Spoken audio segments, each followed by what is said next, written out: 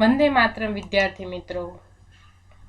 अगले वीडियो में हमने मत बांटो इंसान को कविता का संपूर्ण अभ्यास किया था और उसकी समझूती प्राप्त की थी। आज हम इस कविता का स्वाध्याय पोथी में लेखन कार्य करेंगे।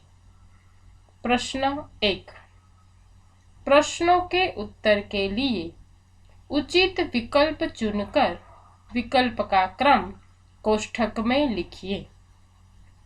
पहला विकल्प, कवि किसे बांटने को मना करते हैं?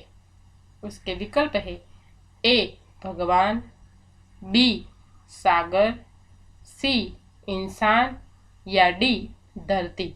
तो इसका उत्तर आएगा सी इंसान। दूसरा विकल्प, आज मंदिर मस्जिद गिरजाघर में किसे बांट लिया है? तो उसके विकल्प है ए इंसान, बी भगवान, सी धरती या डी सागर। तो इसका उत्तर होगा बी भगवान। तीसरा विकल्प, हर घाटी मैदान को किसका संदेशा नहीं मिला है? उसके विकल्प है ए भगवान का, बी सागर का, सी धरती का या डी सूरज का। तो उसका उत्तर होगा डी सूरज का। चौथा विकल्प, आपस में क्या न हो तो जग सूना है। उसके विकल्प है ए प्यार, बी पैसे, सी नफरत या डी संबंध। तो उसका उत्तर होगा ए प्यार। पांचवा विकल्प, प्यासी कौन है? ए धरती, बी मंजिल, सी चट्टान या डी बगिया। तो उसका उत्तर होगा सी चट्टान। छठा विकल्प, मजबूर कौन है? उसके विकल्प है ए दीपक, बी सूरज, सी चंद्र या डी मनुष्य। तो उसका उत्तर होगा ए दीपक। आगे का प्रश्न 2। कोष्ठक में से उचित शब्द चुनकर रिक्त स्थानों की पूर्ति कीजिए। पहली, अभी राह तो शुरू हुई है, खाली जगह बैठी दूर है। तो उसका उत्तर आएगा मंजिल। दूसरी, मिला ना सूरज का खाली जगह हर घाटी मैदान को। तो उसका उत्तर आएगा संदेशा। तीसरी, धरती बांटी सागर बांटा, मत बांटो खाली जगह को। तो उसका उत्तर आएगा इंसान।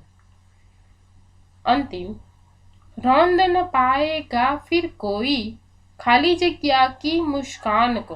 तो उसका उत्तर होगा मौसम। आगे का प्रश्न 3। निम्नलिखित विधान के सामने सही और गलत का चिन्ह कीजिए। पहला विधान, उजियारा झोपड़ी में बंद है। तो यह विधान गलत है। दूसरा, मंजिल बहुत दूर है। यह विधान सही। तीसरा, मनुष्य ने धरती और सागर को बांट लिया है। यह विधान भी सही है। चौथा, धरती अब बंजर हो गई है।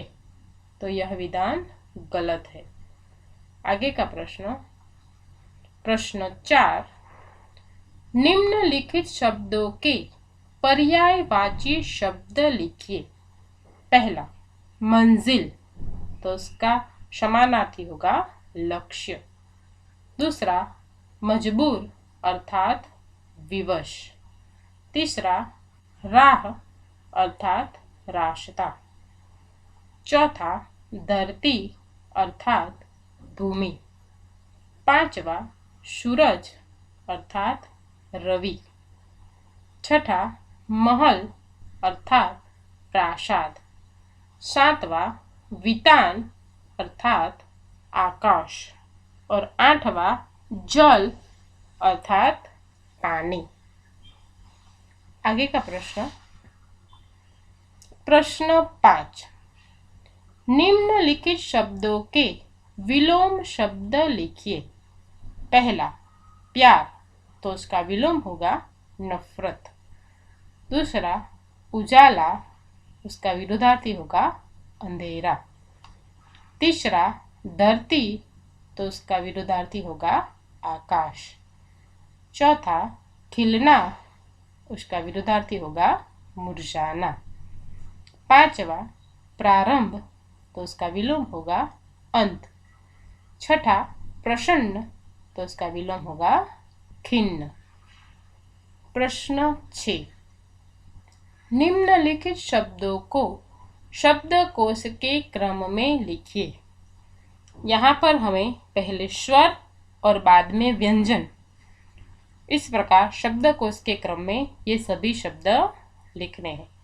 तो सबसे पहले क्रम में आएगा अग्नि, दूसरे क्रम में इंसान, तीसरे क्रम में ऊपर, चौथे क्रम में गिरजाघर, पांचवें क्रम में घाटी, छठे क्रम में प्यासी, सातवें क्रम में मंजिल, आठवें क्रम में रेगिस्तान, नौवें क्रम में वितान और अंतिम आएगा सागर।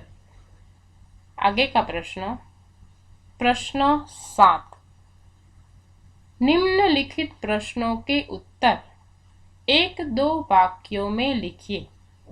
प्रश्न 1, उजियाला कहाँ बंदी है? तो इसका उत्तर होगा उजियाला महलों में बंदी है। दूसरा प्रश्न, धरती के ऊपर क्या है? तो इसका उत्तर होगा धरती के ऊपर नील वितान है। तीसरा प्रश्न, हर उदास आंगन का किस पर हक है? तो इसका उत्तर होगा हर उदास आंगन का खिलती हुई बहार पर हक है। चौथा प्रश्न, सूरज का संदेशा किसको नहीं मिला? तो इसका उत्तर है सूरज का संदेशा हर घाटी और मैदान को नहीं मिला। पांचवा प्रश्न, प्यार के अभाव में जगत किसके जैसा हो जाता है?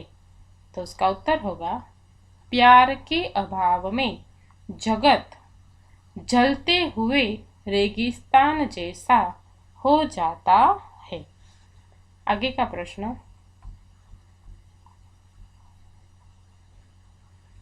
प्रश्न 8, निम्नलिखित प्रश्नों के उत्तर 2-3 वाक्यों में लिखिए। पहला प्रश्न, उजाले को बंदी बनाने का क्या अर्थ है? तो उसका उत्तर है उजाले को बंदी बनाने का अर्थ है कि उसे अपने अधीन रखना। इस कारण आज भी रोशनी यानी कि उजाला धनवान लोगों के घरों में बंदी है। गरीबों को आज भी मजबूर होकर दिया जलाना पड़ता है।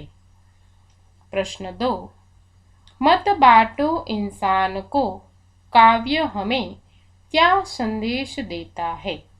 तो उसका उत्तर होगा मत बांटो इंसान को कविता हमें मिलजुल कर रहने की सीख देती है।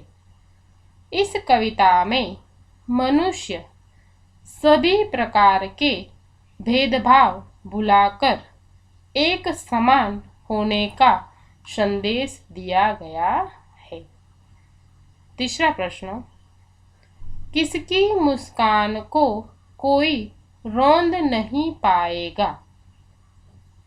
उसका उत्तर है जब चारों ओर समानता की भावना फैल जाएगी तो कोई किसी पर जुल्म नहीं करेगा, तब कोई भी किसी की मुस्कान को कभी रौंद नहीं पाएगा। आगे का प्रश्न, प्रश्न 4। मत बांटो इंसान को काव्य के अनुसार अब तक किन किन चीजों का बंटवारा हो चुका है। इसका उत्तर है, मत बांटो इंसान को काव्य के अनुसार अब तक मंदिर, मस्जिद और गिरजाघर के रूप में भगवान का बंटवारा हो चुका है और साथ ही सरहदों के रूप में मनुष्य ने इस धरती और सागर को भी बांट लिया है। अब आगे का प्रश्न हम देखेंगे। प्रश्न 5। हरी भरी धरती को कौन सी परिस्थितियां रेगिस्तान में बदल सकती है। तो इसका उत्तर है, बहुत ज्यादा वर्षा होने पर या भूकंप आने पर हरी भरी धरती रेगिस्तान में बदल सकती है। आगे का प्रश्न, प्रश्न 9।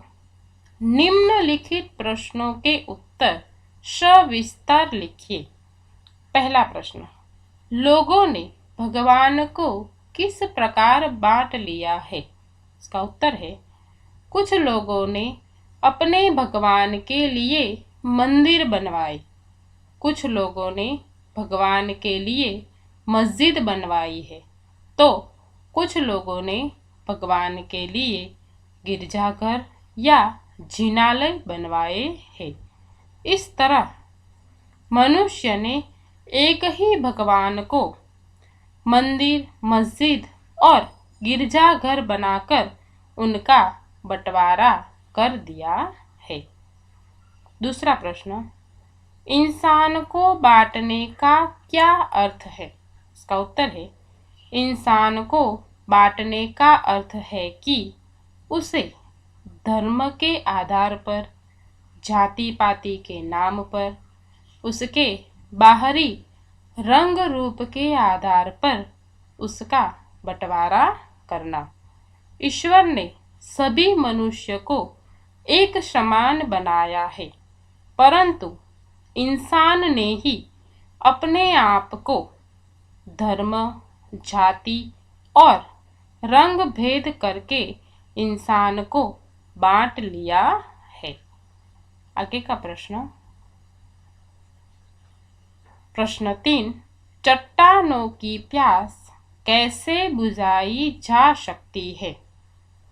इसका उत्तर है, चट्टानों का अर्थ है कि वो लोग जो सदा से जुल्म और अन्याय सहते आए हैं, जिन लोगों को किसी ने अपना नहीं समझा है, वे लोग ये जुल्म सहकर चट्टान जैसे हो गए हैं। हमें उन्हें अपनाना है। इस तरह प्रेम का शीतल जल देकर हम चट्टानों की प्यास बुझा सकते हैं। आगे का प्रश्न, प्रश्न 10। निम्नलिखित काव्य पंक्ति का भावार्थ समझाइए। काव्य पंक्ति, अभी राह तो शुरू हुई है, मंजिल बैठी दूर है, उजियाला महलों में बंदे, हर दीपक मजबूर है। प्रस्तुत पंक्तियों में कवि कहते हैं कि दुनिया में अभी समानता और एकता की भावना फैलाने की शुरुआत ही हुई है। हमारी समानता स्थापित करने की मंजिल तो अभी बहुत दूर है।